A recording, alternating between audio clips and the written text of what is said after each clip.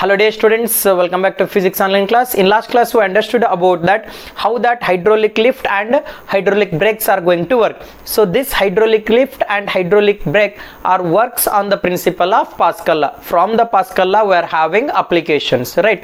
So already we understood all such aspect, and in today's session so we'll focus about that. So what about that pressure? Mathematical expression for the pressure we can consider. Pressure exerted by the liquid column. For example, I will consider one container. In that container I will fill with certain kind of liquid. What is the pressure is exerted at the bottom of the container we can consider. So we'll find that mathematical expression for pressure in case of that liquid column, pressure exerted by the liquid column, and also how that gravity is going to affect on this fluid pressure we'll consider. So in today's session so we'll have talk about that pressure exerted by liquid column. So first we'll discuss about that pressure exerted by liquid column, right? Pressure exerted by liquid column. In order to understand this thing, first I will consider one container here. In that container I will fill with certain kind of liquid up to a certain height h.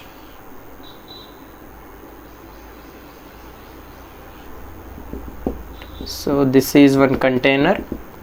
So this container is filled with the liquid up to a height h, we can consider up to a height h, and A be the area of cross section of this container we can consider. For example, consider a container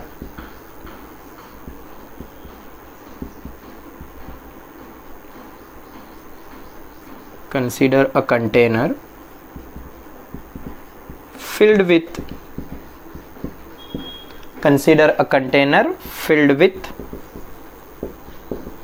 liquid up to a height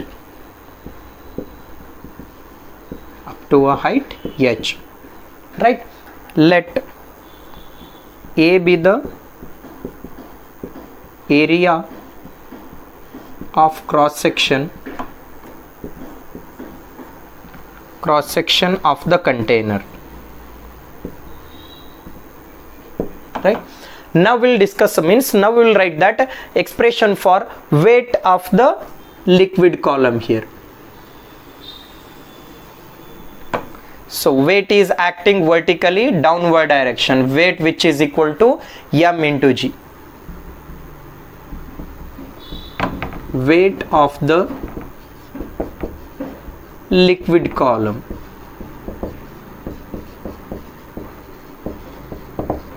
So weight of the liquid column we can consider. So weight W which is equal to m into g, right? So this is a generalized formula where mass I can rewrite it as, look at here, density which is equal to mass per unit volume, whereas mass which is equal to density into volume. So I will rewrite that. So mass m which is equal to volume into density, right? In equation 1 wherever m term is there, just I will write it as a v into rho. Weight W which is equal to v into rho into g, right? For example, here volume I can consider as, so area into length. So let A be the area of cross section of this container. Here length means nothing but height of the liquid column, where volume which is equal to A into h. Volume I can rewrite it as volume which is equal to area into height into rho into g. Let it be equation 2. Now we will consider that generalized formula for pressure which is equal to force per unit area. We know that pressure which is equal to force per unit area, this pressure is equal to force per unit area, force which is equal to m into g, or I can consider force which is equal to weight divided by area. Weight is nothing but what? A into h rho g divided by area. A term will get cancelled out here. Pressure P, which is equal to rho gh. What is the generalized formula for that? Pressure exerted by the liquid column here. Pressure exerted by the liquid column, which is equal to rho gh here, where rho is nothing but density of liquid. Rho is equal to density, means rho represents the density, where g represents that acceleration due to gravity, whereas h represents that height of liquid column. So this is the generalized expression for pressure exerted by the liquid column. Next we'll discuss about that how that gravity is going to affect on this fluid pressure. So we'll discuss that effect of gravity on fluid pressure. So we'll discuss that. Next concept related to hydrostatics, so that is effect of gravity on fluid pressure.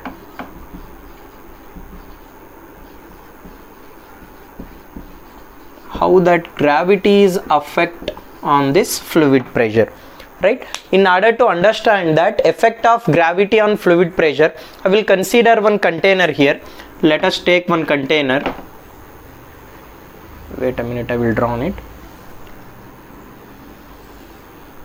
Right, this is one container, right?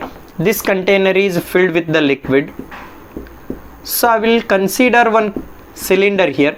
That cylinder I will immerse it into this container. So look at here, this is one container. This container is filled with the liquid.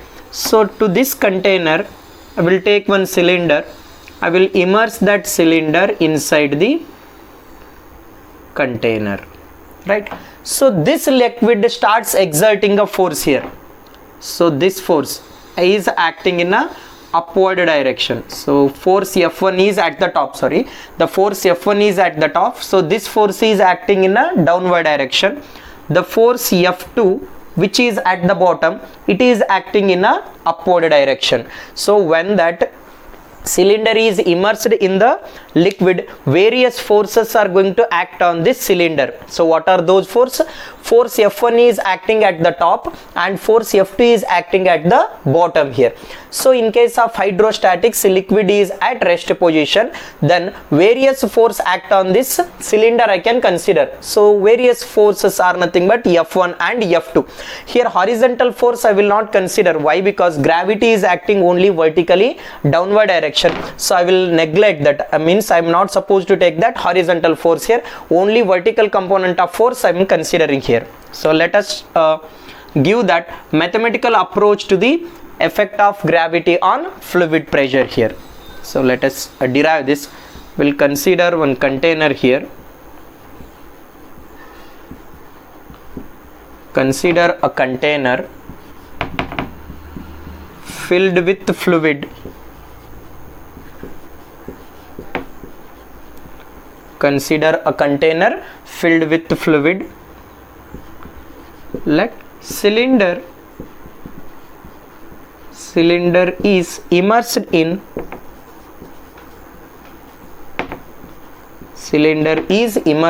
container. Then various force act on the cylinder is, then wait a minute, then various force act on the cylinder is. What are those various force? I shall consider that force F1, right? Force F1 is at top. Force F1 is acting at the top of the container here. Force F1 is at the top. Force F1, which is equal to pressure P1 and area A, I can consider. So this force is acting vertically downward direction. In which direction force F1 is acting here? Force F1 is acting downward direction. Similarly, force F2 is at bottom. So F2 which is equal to P2 into A. What is the direction of this force here? F2 is acting upward direction. This force is acting in upward direction. Then weight of this cylinder is acting vertically downward direction. So third one we can consider that weight of this cylinder. So I will write directly equation, weight which is equal to m into g, where m is nothing but a v into rho, v is nothing but a into h rho into g, right? So this is the weight in equilibrium condition. So net upward force which is equal to downward force in equilibrium condition. In equilibrium, upward force which is equal to downward force. Look at here, which is upward force here? Force F2 is acting upward direction, F2 which is equal to, what are the downward force here? Force F1 is acting downward direction, weight of the cylinder is also acting downward direction, F1 plus of weight here, right? I will take that F1 to the left side here, F2 minus of F1 which is equal to weight. This I will take it as equation 4. So just 1, 2 and 3. I will name these here. F2 is nothing but what? P2 into A, right? F1 is nothing but what? P1 into A. A I will take it as common here. Weight which is equal to A H rho into G. Here A term will get cancel out here. Then sorry, I will write it here.